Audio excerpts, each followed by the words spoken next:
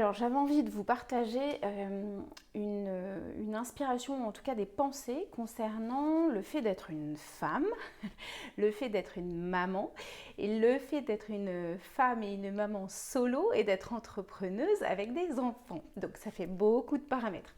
Vous êtes nombreuses à vous être lancées et à avoir osé prendre des risques.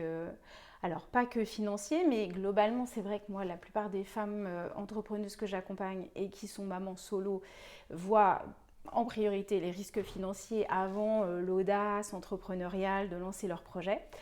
Même si évidemment tout est combiné et tout va ensemble.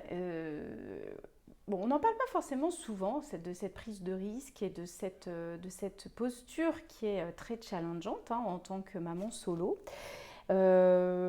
Pourquoi? Parce que, oui, évidemment, c'est toujours plus risqué, plus challengeant de partir à l'aventure en créant une entreprise et en misant sur un projet personnel, sur une ambition, sur une intention, sur un projet, sur quelque chose qui nous tient fortement à cœur, tout en étant seul à mener sa barque et à nourrir son foyer et en n'ayant pas de ressources annexes. C'est évidemment beaucoup plus facile quand on est marié, quand on est en concubinage et qu'on a un homme ou en tout cas quelqu'un qui peut nous soutenir financièrement et matériellement. Les risques ne sont évidemment pas les mêmes quand on lance sa boîte ou quand on la lance pas d'ailleurs et qu'on la mène depuis plusieurs années que si on est seul. Voilà.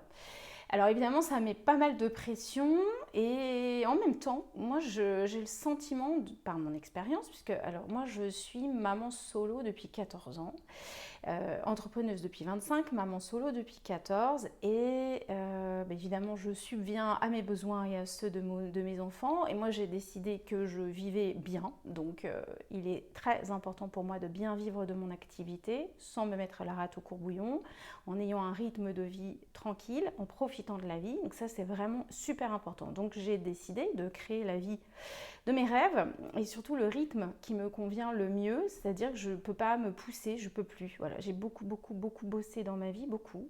Pendant longtemps aussi, j'ai eu 4 heures de transport par jour pour aller à Paris tous les jours depuis Chartres.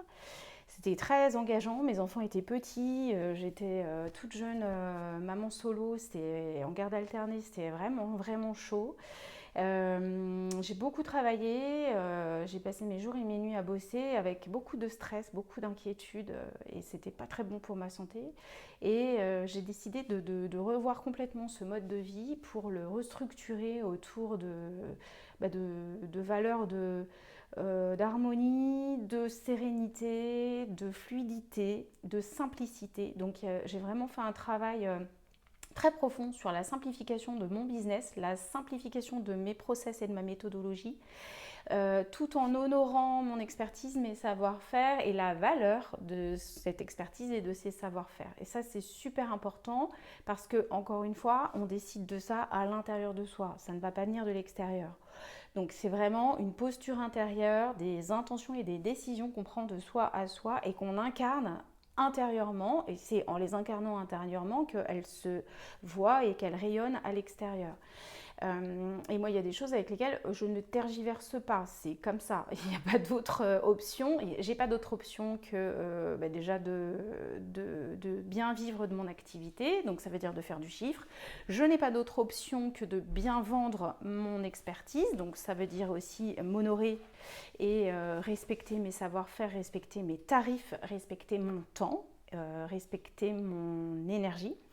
Et je n'ai pas d'autres options que de mener une vie tranquille, organisée comme je le souhaite, avec la répartition de temps de travail, temps de pause, temps d'inspiration, temps de réflexion qui me va bien. Voilà. Mais c'est un véritable sujet pour beaucoup de femmes qui soit n'osent pas se lancer parce qu'elles savent qu'elles vont bientôt divorcer ou qu'elles sont déjà solo, qui ont une pression financière assez forte, des femmes aussi dont les enfants vont démarrer des études supérieures, ce qui est mon cas. Donc là, la situation change encore pour moi, c'est-à-dire que là, il va y avoir une pression financière supplémentaire.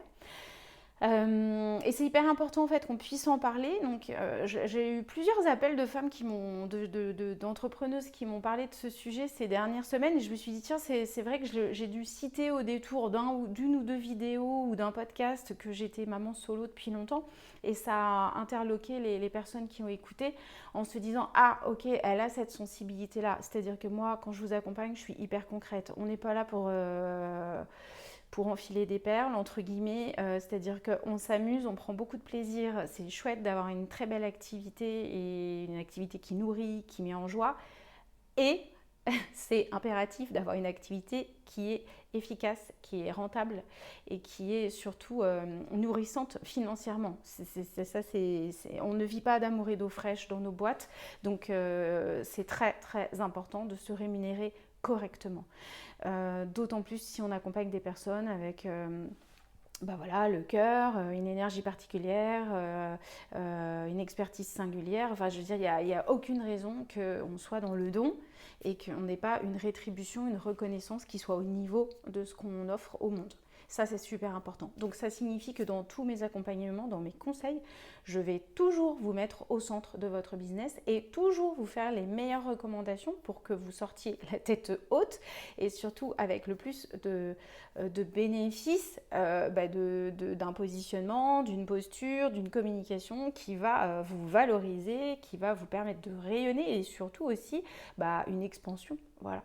Alors, moi, je suis revenue des impératifs, puisque j'avais vraiment des croyances par rapport à la réussite sociale qui étaient très fortes.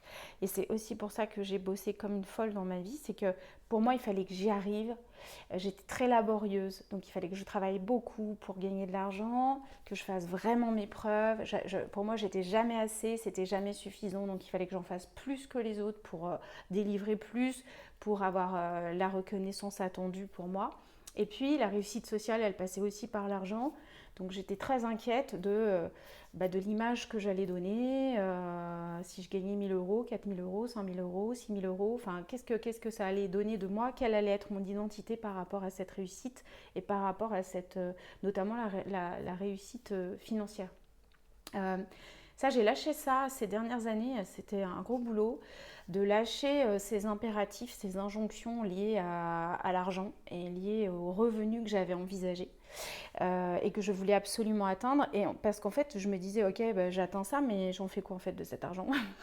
Ça me sert à quoi? C'est quoi l'utilité? Et puis du coup, je cravache comme une dingue, mais qu'est-ce que je fais de plus? En fait, ça sert à rien. Et puis des soucis de santé m'ont montré que c'était pas là l'essentiel et qu'il était nécessaire que j'arrive à équilibrer, harmoniser, stabiliser toutes les facettes de ma vie pour avoir un équilibre beaucoup plus joyeux, beaucoup plus doux, beaucoup plus serein et pérenne dans le temps aussi. Parce que travailler en à-coup et être à fond tout le temps en mode marathon, c'est pas possible. Et puis surtout, quand on n'est pas loin de la cinquantaine, qu'on est vraiment en période de périménopause, voire de ménopause, j'en parle ici, c'est un peu une première, mais franchement, on peut pas, c'est pas possible.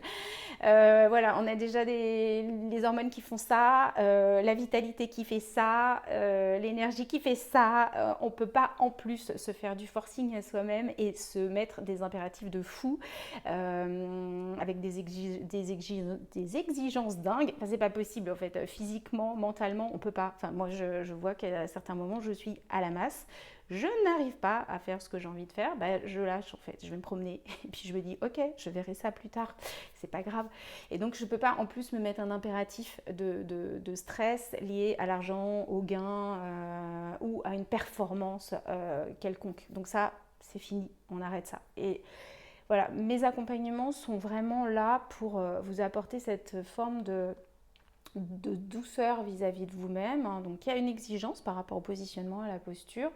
Il y a une pertinence et une congruence par rapport à votre personnalité, à votre singularité et à vos expertises liées à vos clients de cœur.